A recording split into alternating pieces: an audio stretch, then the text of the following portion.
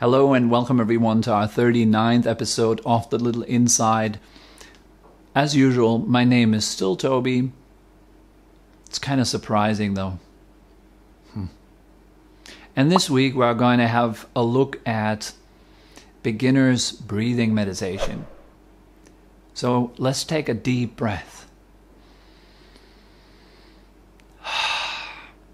And then get started right after the intro.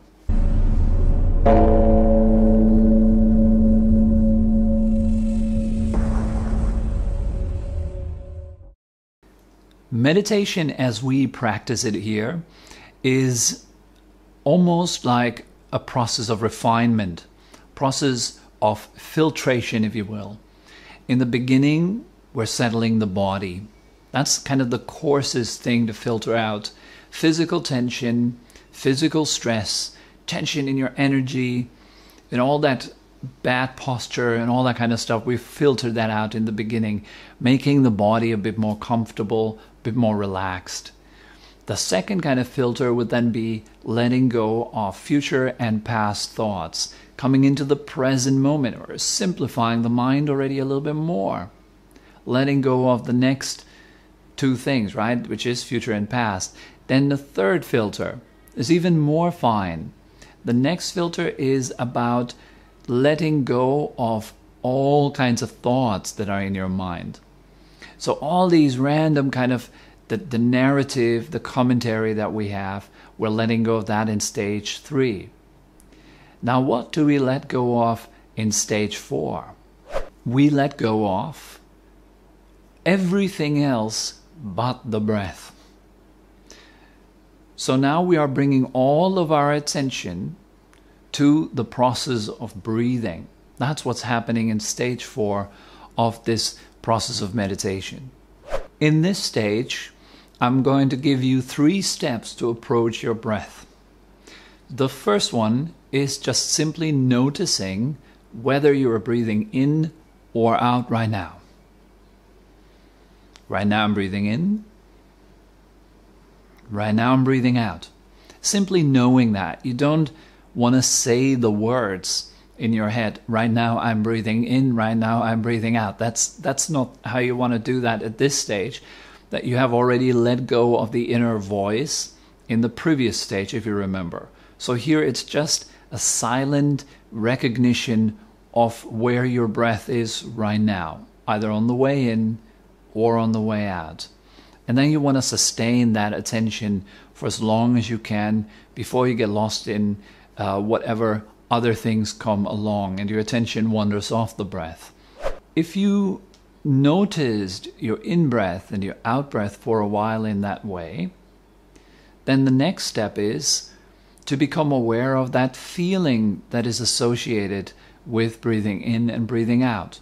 So you want to ask yourself quietly, how do I know whether I'm breathing in or out? What's telling me that I'm breathing in or out right now? What kind of feeling tells me? So for some people, that's the feeling in the nose they get. For some people, they feel the breath traveling down in their throat. For yet others, they feel the breath in the area of the heart. Or they feel their lungs expanding and contracting. Others feel it in the belly. Some people feel it throughout the body. Question is, where do you feel the breath most strongly in the body? Where do you feel the sensation of breathing? What is it that tells you that you're breathing in and out? And rest your attention right there. That would be the second step. Just becoming aware only of the feeling. Not anymore of breathing in or out, but of that continuous sense of feeling that process of breathing without separating it into little parts. Breathing in, breathing out, breathing in. So it's more like a refined process of just feeling at that stage. So you want to feel this breath. Just like that. Like a thin line. If you have an incense, sometimes you have these joss sticks, these incense sticks. And when you can see the smoke rising up, if there is not much wind in the room, you can see the smoke rising up in a thin, continuous line before it disperses. So you want to see that the breath is in a similar way. It's very connected. It's not that the in-breath and the out-breath are two separate parts, one of them being good and the other one being totally bad. We do the same thing with birth and death, by the way. We consider birth to be fantastic and death to be horrendous. This is one process. You cannot separate them. They're not two things. This is one process, just like the breath. So by observing our breath in that way, we can actually learn a whole lot about life. Now, once you can keep your attention really on that feeling and you can sustain it there, you can keep that feeling of breath in mind, then you want to see what is it that you can do to make that feeling, to make that feeling a bit more comfortable, a bit more pleasant. Maybe you can change the way you're breathing. Maybe you can change your perception of your breath, the way you're looking at the breath. Maybe you can imagine that your breath comes in through your pores, like entering the body through each and every pore of your skin, leaving it through each and every pore of your skin. Or you might imagine that the breath comes in from the crown of your head and it moves down into your heart, or you can imagine that you're breathing right through your heart. Whatever helps you to create a very comfortable, beautiful breath. And here, no, visualization is not thinking in that sense. There should be no inner talking going on. At this stage, you're simply shifting your perceptions, the way you are looking at breath. That should be shifted at that stage. And the goal is to make your breath as comfortable, as fulfilling, as beautiful as possible. Now, the mind being very simple at that stage, it should be very obvious at that stage that that inner simplicity is very blissful, is very fulfilling. It nourishes you. It gives you energy. It charges you for the day. Like we spend so much time charging our phones. We do that very regularly. We're charging our phones, and it's quite a drama sometimes if you find out that your phone is left uncharged in the next morning. You need to leave the house and the phone is not charged. Oh my God. But about our own mind, we never seem to worry about that being charged. And our mind is charged by simplicity, by inner stillness, by inner peace. That's how you charge the mind. And if you have a healthy mind, it is much more likely that you have a pleasant, comfortable life, because you're abiding pleasantly, comfortably here and now. So inner simplicity is actually a form of strength. It is an inner power. Has nothing to do with a sense of stupor, of being totally dull. Look, I'm totally simple. I'm not intellectual at all. I can't read. I can't talk. I can't do anything. It's not that kind of simplicity that I'm talking about here. I'm not talking about a lack of intellect or a lack of mental acuity, sharpness. I'm talking much more about a mind that is able to stay with just one thing. That is very powerful. Such a mind cannot be easily dispersed. If you have a leaf, that's a famous example where it's very often given in the Thai forest traditions. If you have a leaf that is fluttering in the wind, as soon as some wind comes, the leaf flutters. If our mind is like that, as soon as some condition arises, a sound, a feeling, a smell, a taste, or whatever, you hear someone say something and immediately the mind flutters. That is a sign that the mind is very fragile. It doesn't have any strength. A strong mind is more like a mountain. That doesn't matter what kind of wind comes, the mountain stands there. You're well centered within yourself. And that is inner strength. And it arises through inner simplicity.